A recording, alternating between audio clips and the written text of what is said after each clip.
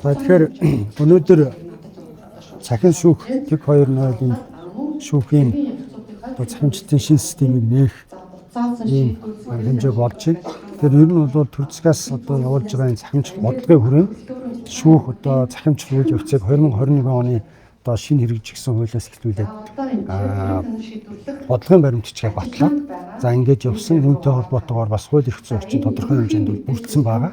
За үүний дагуу бол шүүхийн ерөнхий зөвлөлөөс бодлогын төвшөнд бас захимжлах энэ үйл явцын хүрээнд за үндэсний компанитай одоо гэрээ байгуулж энэ одоо захим технологийн шин захим шүүх 2.0 системийг бол одоо үйл ажиллагаанд одоо нэвтрүүлэх тэр ихний үе шатууд бол эхлээд явж байгаа. За нэвтрүүлэлтийн одоо үе шат бол турсан нэвтрүүлэлтээс бол эхлэж явж байгаа шин систем бол за ингээд шат дараатаагаар одоо эхлээд бол тасн сэргийлэх арга хэмжээ за зөрчлийн хэрэгээс эхлэж явж байгаа бол иргэн захиргааны хэрэглэн шийдвэрлэх ажиллагаагаар үргэлжлүүлээд явах юм.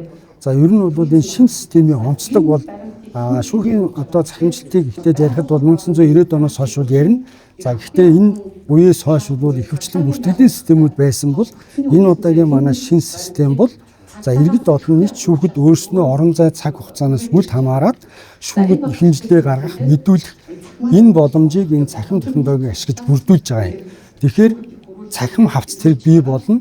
За иргэд олон нийт өөрсдөө цахимаар одоо өөрийнхөө нотлох хоринд бүх одоо хэргийн материалтайгаа танилцаад явах ийм боломжтой.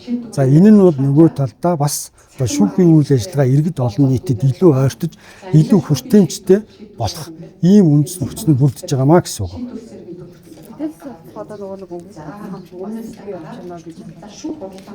Ер нь бол бусад байгууллагуудын интеграц бас чухал. Ер нь шүүхийн захимжлалт гэдэг нь ганц дан шүүхийн асуудал биш л дээ.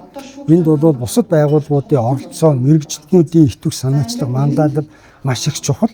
Тийм учраас бол алстаа бусад байгууллагуудын энэ одоо манай шүүхийн системтэй интеграц хийх, за мөн одоо хууль эрх зүйн орчныг боловсронгүй болгох, за кибер аюулгүй байдлыг хангах гээд дараагийн шатны одоо үйл ажиллагаанууд бол ингээ үргэлжлээд явна. Яг хоо энэ бол нэг талдаа цахим системийнхаа бидний нээлтийг хийж байгаа ажиллагаа боловч энэ нь нөгөө талдаа хизээч дуустгүй ажлыг эхлэе гэж хэлж болох гээд байгаа. Ягаад тэгэхээр энэний цаана маш олон одоо програм хангамж хөгжүүлэлттэй ажлууд, за төсөв санхүүгийн асуудал, хүний нөөцийн бодлого гэдээ маш олон зүйлүүд давхцаад явна. Тийм учраас бол бид нар үргэлжлүүлээд одоо хизээч дуустгүй ажлын бас эхлэл болж байгаа гэсэн үг. Ягаад тэгэхээр захимжлалт гэдэг бол одоо дэлгүүрээс өмнө тутлаа хөдөлж аваад дуусчдаг ажил биш. Энэ бол цаашаа байнга үргэлжилдэг ажил юм а гэдгийг бас энд онцлж хэлмээр байна.